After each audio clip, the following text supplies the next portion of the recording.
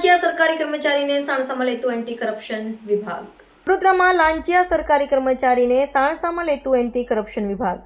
શહેરના એન્ફોર્સમેન્ટ વિભાગમાં PF inspector લાંચ લેતા ઝડપાયો. પીએફ ઇન્સ્પેક્ટરે ફરિયાદી પાસેથી ડોક્યુમેન્ટ જમા કરાવવાની તારીખ જતી રહી હોવાનું જણાવી દંડ થશે એવી કરી હતી વાત.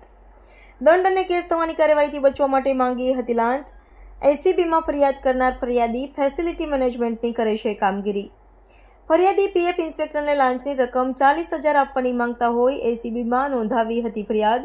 ફરિયાદ બાદ એસીપી દ્વારા છટકું ગોઠવીને આરોપી પીએફ ઇન્સ્પેક્ટર વર્ગ 2ના વિનોદ હરિકાંત શર્માને રંગે હાથ ઝડપી લીધો.